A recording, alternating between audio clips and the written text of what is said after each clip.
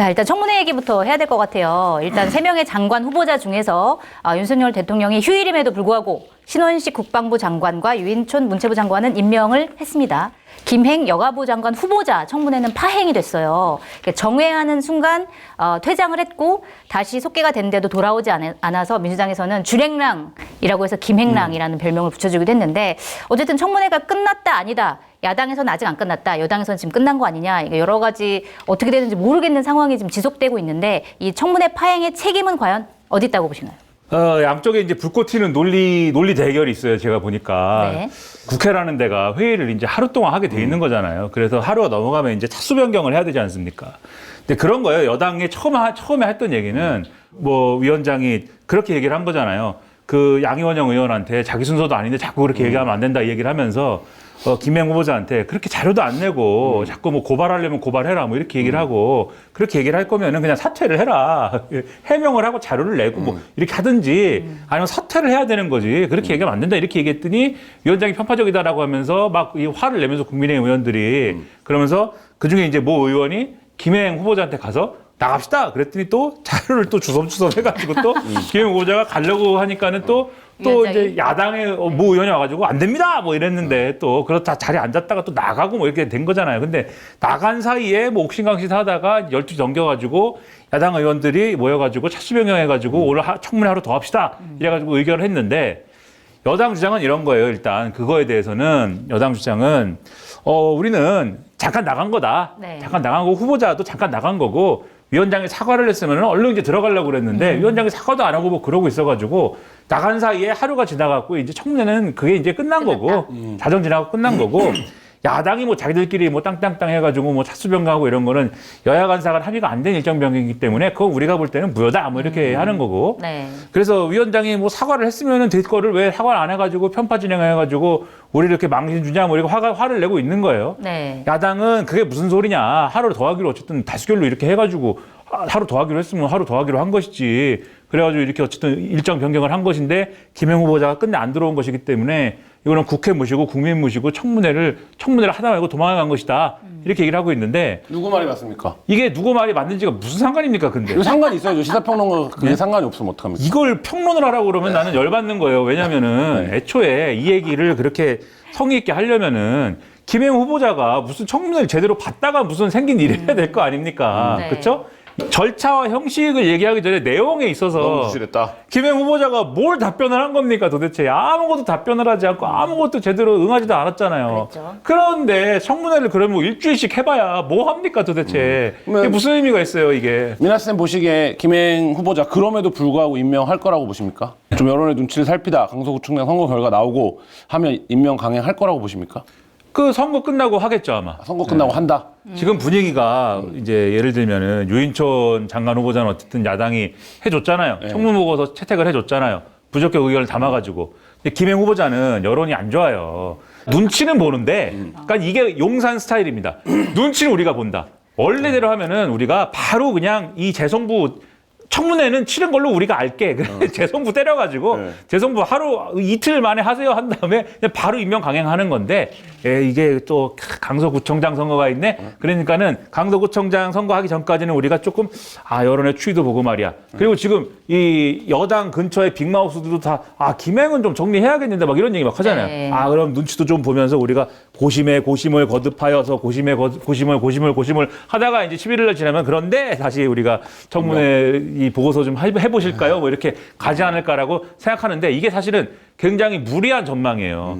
제가 무슨 뭐 신들린 사람 아니지 않습니까? 네. 다 알아맞추고 이런 사람 아니잖아요. 아주 무리하지 않는 평론가잖아요. 무리하지 않는 하지 않는 평론가는 지금까지 그렇게 다 임명 강행하고 다 무리수를 했으면 이쯤에서 한번 접을 것이다라고 대개는 얘기를 해요. 근데 네. 이렇게 전망하면은 용산 스타일은 안 맞으니까 네. 보통의 용산 스타일은 무리수가 맞으니까 무리수를 또 할 것이다라고 이제는 막 말을 하게 되는 거죠. 그 이런 무리수의 상황마저. 배경은 뭐 세간에 떠도는 말처럼 진짜 김건희 여사의 친분 때문이라고 봅니까? 저는 이제 그렇게까지는 얘기하고 싶지 않고 물론 그렇게 얘기를 하는 게 또 용산 스타일인데 그렇게까지는 얘기하고 싶지 않고 이 용산 스타일은 뭐냐면 한 번 또 챙겨준 사람은 마지막까지 네. 좀 화끈하게 간다, 어느 정도 수준까지는. 근데 이제 그 챙겨준 사람이 어느 정도 물리적 거리가 있느냐에 따라서 그게 대통령이든 여사님이든 어느 정도의 물리적 거리가 있느냐에 따라서 화끈하게 챙겨준 이후에 얼마나 더 화끈하게 가느냐의 어떤 이 정도는 다른데 기본적으로 야, 저 화끈하다. 폭탄주 한 10잔 간다.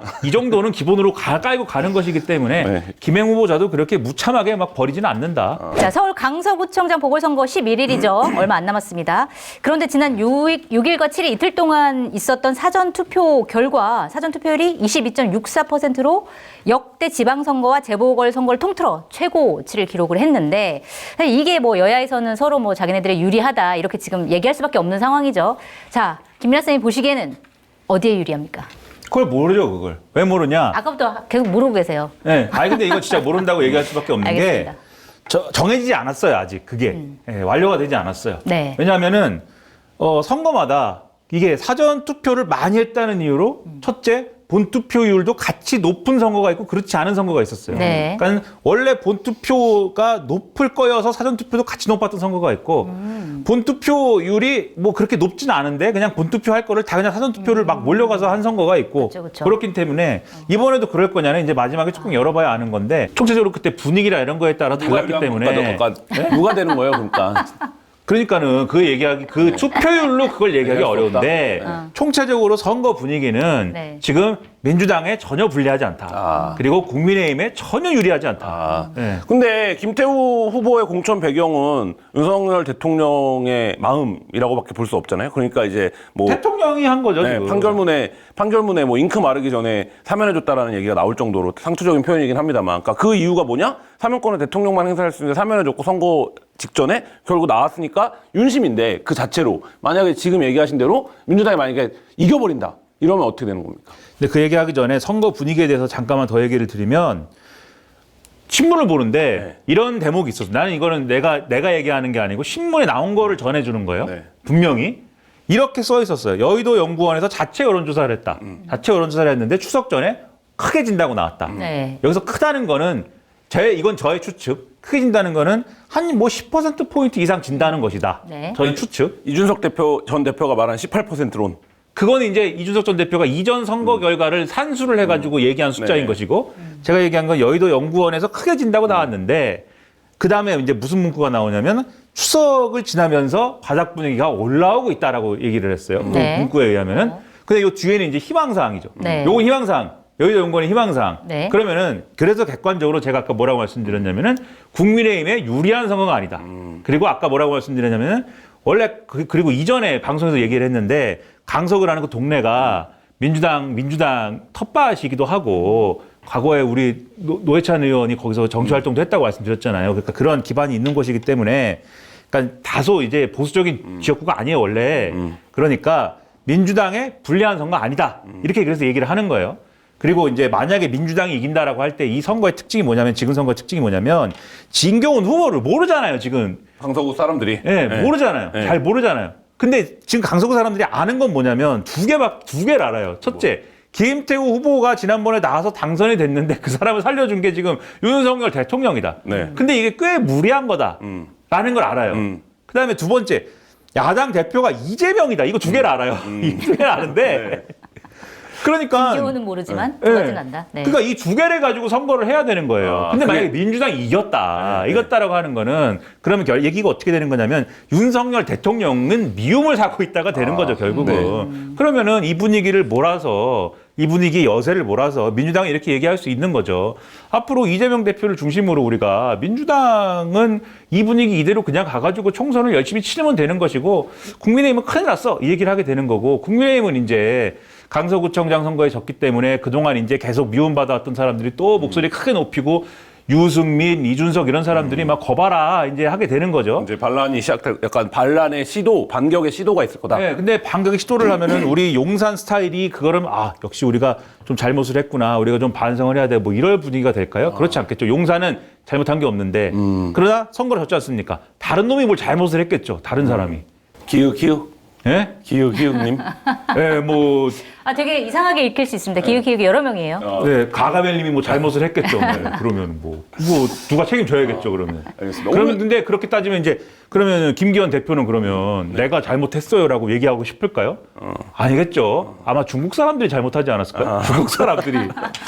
중국의 드루킹이 잘못하지 않았을까? 나는 아니면 원래 우리가 불리했어. 뭐 이 정도는 불리했고. 근데 원래 우리가 불리해서 이 정도로 판세를 그러니까 결과를 수렴하기에는 지금 뭐 소위 말해서 판돈을 너무 많이 걸어놓은 거 아닙니까? 이 김태우 사면에서부터 일갈 공천에 지금 뭐 총출동하고 있잖아요. 여당 인사들이. 그래서 이제 소위 그래서 얘기하는 거예요. 10% 포인트가 중요하다는 게 그래서 얘기하는 거예요. 10% 포인트 안쪽으로 치면 원래 불리했어. 젖잘싸다. 네. 플러스 중국인들이 잘못한 거야. 이제 얘기하는 거고 10% 포인트도 밖으로 지면 거기서부터는 뭔가를 해야 되는 거예요. 수습을 하기 위해서 뭔가를 해야 되는 거지. 미나 쌤의 은연중의 전망은 10% 이상 진다.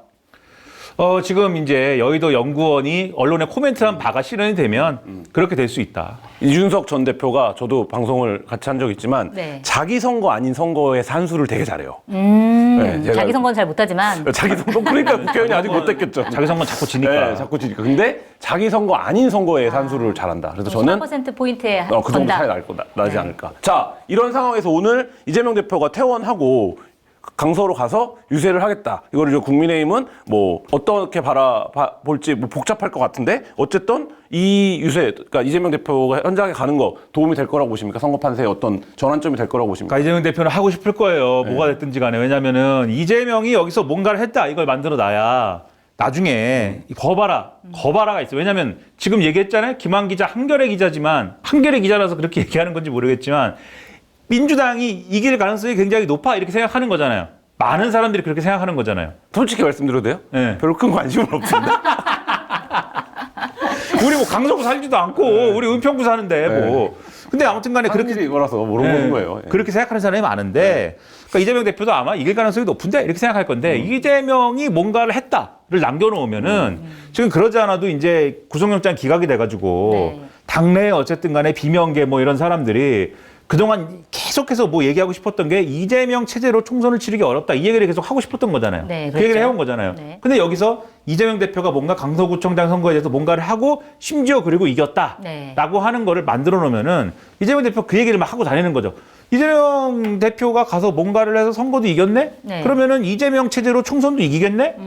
그러면은 굳이 뭐 이재명 체제로 총선을 못 치르겠네라는 얘기는 앞으로 할 필요가 없겠네. 네. 그러니까 이제부터는 조용히 하세요. 이제 얘기를 하고 싶은 거니까 네. 뭔가를 와갖고 생색을 내고 싶을 거예요. 그러니까는 네. 그래서 이제 유세를 하고 싶은 걸 텐데 그리고 이제 요 맥락이 하나가 있고 네. 그런데 이제 과연 이재명 대표가 나가가지고 유세를 하는 것이 선거에 도움이 되는 거냐 네. 요 맥락을 한번 따져봐야 되겠죠. 네, 네. 근데 제가 이제 선거에 대해서 여러 가지 생각을 할 때 그게 뭐 별로 도움될 맥락은 없다 이렇게 봅니다. 크게 도움은 안될 것이다. 왜냐하면은 민주당 지지층은 이재명 대표의 단식의 맥락에 대해서 별로 의구심 갖고 있지 않아요. 그죠? 뭐 열심히 단식을 했나 보다 생각하죠. 근데 국민의힘 지지층은 단식의 진정성에 대해서 큰 의구심을 갖고 있어요. 실제 단식을 한 거냐 뭐 이런 음모론 같은 뭐 거죠. 그런 식이죠. 네, 네. 특히 체포동의안에 관련해서 부결 메시지가 나오면서 네. 이 단식의 그 진정성에 이런 게 완전히 다 깨져버렸잖아요. 그러다 보니까 만약 이재명 대표가 왔다. 오면은 이재명 대표가 뭐 이렇게 눈 감고 있을 수 없잖아요. 뭐 유세를 해야 될 거 아닙니까? 그렇죠. 막 이렇게 해야 될 것이고 막 뭐 외침을 외쳐야 될 것이고 막 구호를 외쳐야 될 것이고 막 해야 될 건데 지나가다가 유권자들이 국민의힘 지지 성향 유권자들이 볼 거 아니에요. 그 전까지는 김태우 뭐 너무하다. 윤석열 대통령이 억지로 저거 사면시켜 갖고 너무하다. 근데 이재명 대표가 그러고 있는 거야. 아, 그러면 역결집이 일어날 수 있다. 막 이러는 거예요. 막 이재명이다.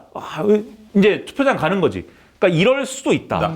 그래 이게 이제 제가 얘기한다고 뭐 100% 그렇게 되겠습니까? 그렇게 될 수도 있다라는 어떤 변수, 그런 변수가 있는데 그런 변수도 관리하는 게 사실은 선거지 않습니까? 네. 제가 이제 경향신문이라는 신문의 기사를 보니까 르포 형식의 기사를 보니까 선거 가서 사람들한테 물어보니까 다 그 얘기만 하더라는 거예요. 이쪽은 민주당 지지자들은 윤석열 대통령이 너무 싫어가지고 진교로 못 찍는다. 저쪽에 국민의힘 지지자들은 이재명 대표 너무 싫어가지고 내가 김태우 찍는다.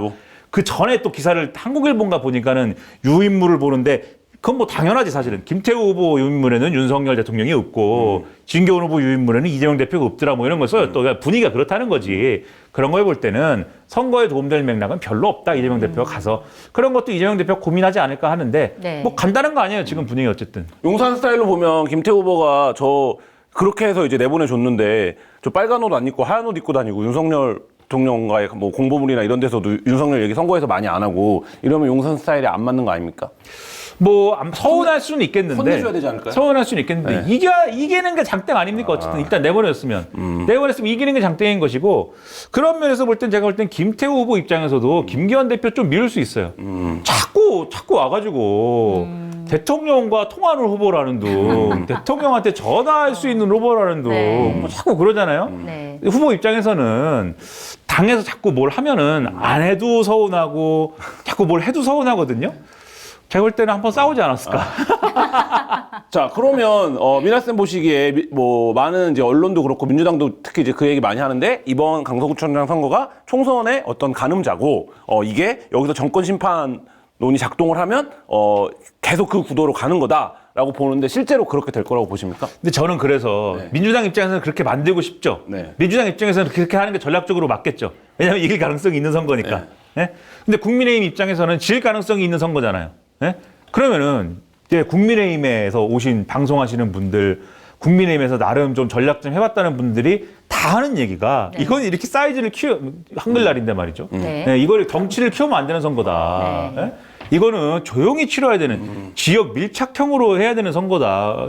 하는지 안 하는지 모르게 만들어야 되는 선거다. 조용히 치르면 되는 선거인데 이렇게 동네방네 강서구청장 선거를 지면은 큰일 나는 선거로 만들고 있는 게 이해가 안 된다. 네, 그렇죠. 모든 지역에서 모아가지고 나경원 데리고 오고 네, 안철수 데리고 오고 여기가 정말 최전선인 것처럼 만드는 게 이해가 안 된다라고 얘기를 하잖아요. 그게 웃긴 거죠, 사실. 근데 김기현 대표와 당 입장에서 그렇게 안 하면 안 되는 이유가 뭡니까? 대통령이 공천을 한 선거기 때문에 대통령이 공천했는데 모든 걸 모아서 최선을 다하는 모습 만들지 않으면 안 되는 거예요. 김기현 대표 입장에서 아까 얘기했잖아요. 대통령 광팔고 다니지 않으면 안 되는 거예요. 대통령 이렇게 하고 다니지 않으면 안 되는 거예요, 이거는. 그 책임을 과연 누가 지게 될 것이냐. 예? 그러한 일을 일부러 만들어가지고 총선 전초전을 일부러 만들어가지고 이거를 강서구청장 선거를 지고 이기고에 따라서 총선 성적과 연동돼가지고 김기현 대표의 목숨이 왔다 갔다 하는 선거를 스스로 함정을 파게 만들어가지고 네. 그 책임을 누가 지게 만들 거냐. 저 입장에서 이런 건 진짜 처음 봤고 상당히 흥미롭게 보고 있습니다. 알겠습니다. 총선 전초전이다라는 이 프레임을 국민의힘 스스로가 만들었다. 이렇게 지금 정말 웃긴 말씀을, 일입니다. 네, 하고 계십니다.